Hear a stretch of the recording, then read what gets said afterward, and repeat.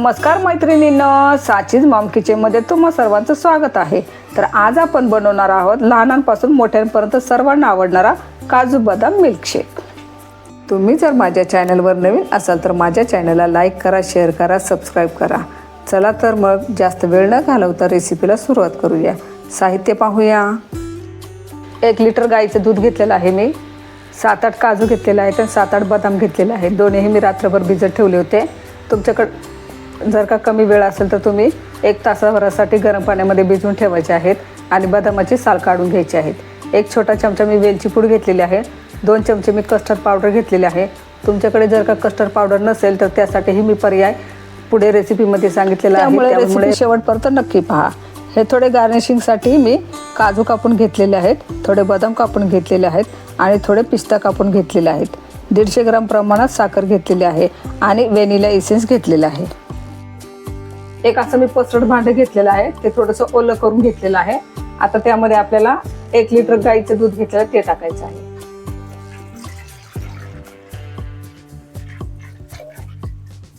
आता दुधाचं भांडं मी गॅसवरती ठेवलेलं आहे। मध्यम गॅसवरती आपल्याला दुधाला छान उकळी येईपर्यंत छान उकळून घ्यायचं आहे। गॅसची फ्लेम मी मध्यम ठेवलेली आहे। मध्यम गॅसवरती आपण दूध उकळत ठेवलं होतं, त्याला आता उकळी आलेली आहे। आता त्यातील अर्धी वाटी दूध आपल्याला काढून घ्यायचं आहे।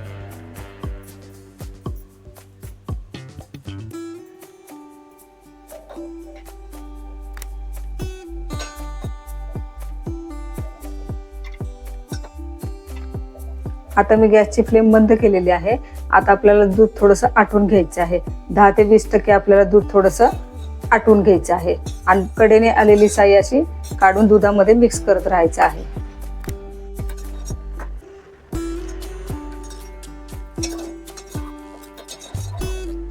दूध आपलं मंद गॅसवरती आटतंय तोपर्यंत आपण काजू आणि बदाम मिक्सरमध्ये फिरवून घेऊया।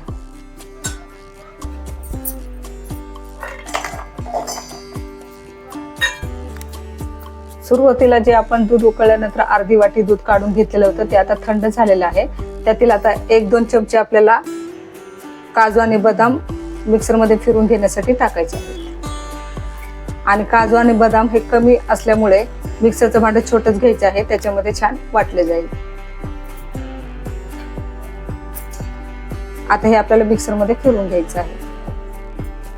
मिक्सरमध्ये फिरवून झालेलं आहे, असं या पद्धतीने मिक्सरमध्ये फिरवून घेतलेलं आहे। दूध गरम झाल्यानंतर जे अर्धी वाटी दूध घेतलं होतं ते थंड झाल्यानंतर मी थोडंसं काजू आणि बदाम वाटण्यासाठी घेतलं होतं। आता उरलेल्या दुधामध्ये आपल्याला कस्टर्ड पावडर टाकायची आहे। जर का तुमच्याकडे कस्टर्ड पावडर नसेल तर तुम्ही कॉर्नफ्लॉवरचं पीठही घेऊ शकता, तेही 2 चमचेच घ्यायचं आहे आणि रंगासाठी खाण्याचा रंग चिमूटभर टाकायचा आहे। आणि दूध थंडच असलं पाहिजे जे कस्टर्ड पावडर टाकताना। आता थोडं थोडं टाकायचं आहे आणि छान हे आपल्याला मिक्स करून घ्यायचं आहे।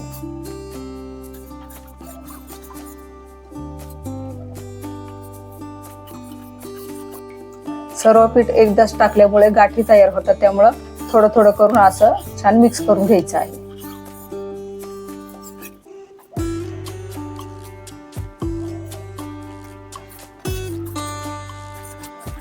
काजू आणि बदामही मिक्सरमध्ये फिरवून झालेले आहेत आणि कस्टर्ड आणि दूधही छान आपलं मिक्स करून झालेलं आहे। त्याची स्लरी छान तयार झालेली आहे। आता आपण दूध पाहूया। आता दूधही छान आपलं कमी झालेलं आहे, तुम्ही पाहू शकताय। आता यामध्ये आपल्याला साखर टाकायची आहे। 1-2 मिनिटासाठी साखर छान विरघळेपर्यंत छान आपल्याला दूध हे असं छान हलवून घ्यायचं आहे। 1-2 मिनिटांनंतर तुम्ही पाहू शकताय दुधामध्ये साखर ही छान विरघळलेली आहे।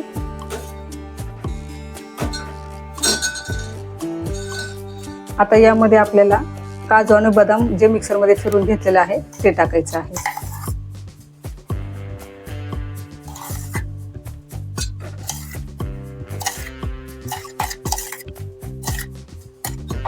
तेही छान या दुधामध्ये मिक्स करून घ्यायचं आहे। 4 ते 5 मिनिटांसाठी आपल्याला काजू आणि बदाम जे आपण पेस्ट करून टाकलेली आहे तीही आपल्याला थोडे 4-5 मिनिटांसाठी शिजवून घ्यायची आहे। दुधावर हे जे वरती तुम्हाला जे दिसत आहे ते तुम्हाला वाटेल असं की खाली दूध तळायला लागलेलं आहे, पण तसं काहीही नाहीये। हे काजू जे मिक्सर मध्ये आपण फिरून घेतलेले आहेत ते आहेत. हे पहा, काजू आणि बदाम हे दुधामध्ये छान शिजून झालेले आहेत. आता आपण छोटा चमचा घेतलेला वेलची पूड टाकायची आहे. छान मिक्स करून घ्यायचं आहे दुधामध्ये. आपल्याला वेलचीचा फ्लेवर ही दुधामध्ये छान आलेला आहे. आता आपण त्यामध्ये कस्टर्ड पावडर हे जे वाटीमध्ये आपण स्लरी करून घेतलेले आहे ते टाकण्या अगोदर छान अशी हलवून घ्यायची आहे, कारण ती तळाला बसते म्हणून छान अशी हलवून घ्यायची आहे. आणि मगच आपल्याला दुधामध्ये थोडी थोडी करून अशी टाकायची आहे.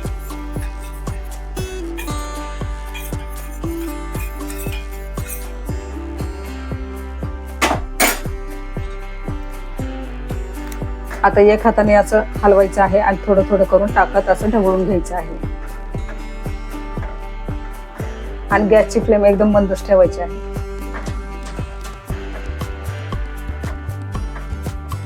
आपण हे जे कस्टर्ड पावडर टाकलेले आहे ती सुद्धा आपल्याला 1-2 मिनिटासाठी छान शिजवून घ्यायची आहे, किंवा आपल्या दुधाला छान दाटपणा येईपर्यंत छान आपल्याला शिजवून घ्यायचं आहे. जास्त पण आपल्याला उकळून घ्यायचं नाहीये, नाहीतर हे खूप दाट होईल. एक उकळी आल्यानंतर गॅस आपल्याला बंद करायचा आहे. 1-2 मिनिटांसाठी कस्टर्ड पावडर ही छान आपण शिजवून घेतलेली आहे. तुम्ही पाहू शकता चमच्यालाही छान कोट होत आहे, म्हणजे छान पूर्णपणे शिजलेलं आहे. आता आपल्याला गॅस बंद करायचा आहे आणि तुम्ही कन्सिस्टन्सी पाहू शकताय अशी हवी आहे.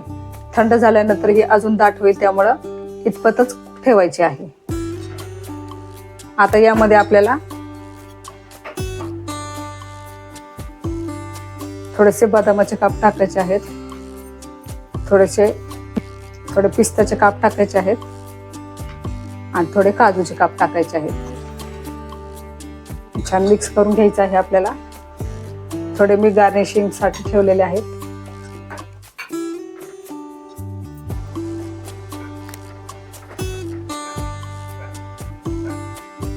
आता हे गरम आहे, आपल्याला नॉर्मल टेम्परेचर साठी थंड करून घ्यायचं आहे. आणि थंड झाल्यानंतर आपल्याला 2-3 तासासाठी फ्रीज मध्ये ठेवायचं आहे. आता हे नॉर्मल टेम्परेचरला आलेलं आहे.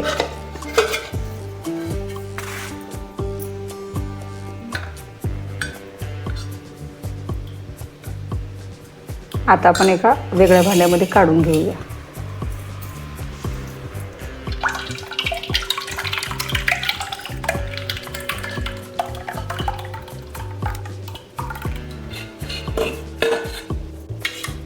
तुम्ही पाहू शकता किती दाटसर आणि छान रंगही आलेला आहे आपल्या काजू बदाम मिल्कशेकला, आणि छान क्रीमीही झालेला आहे.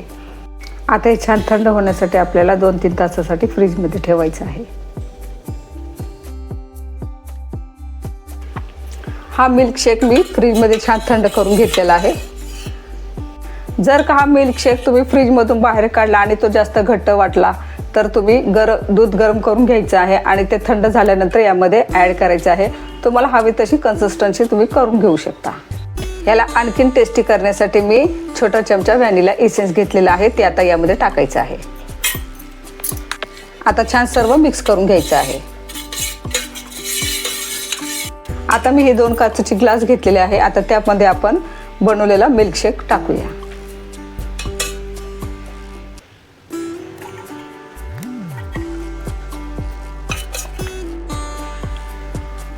दुसराही ग्लास भरून घ्यायचा आहे आपल्याला. किती छान झालेला आहे आपला मिल्कशेक, तुम्ही पाहू शकताय.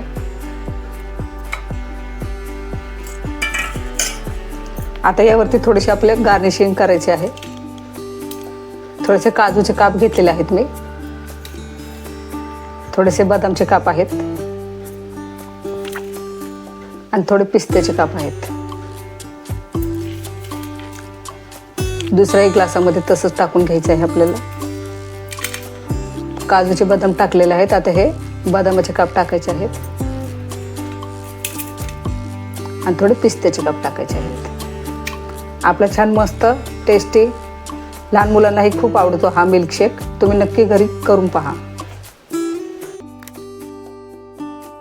अशाच नवनवीन रेसिपी पाहण्यासाठी माझ्या चॅनलला लाईक करा, शेअर करा, सबस्क्राईब करा.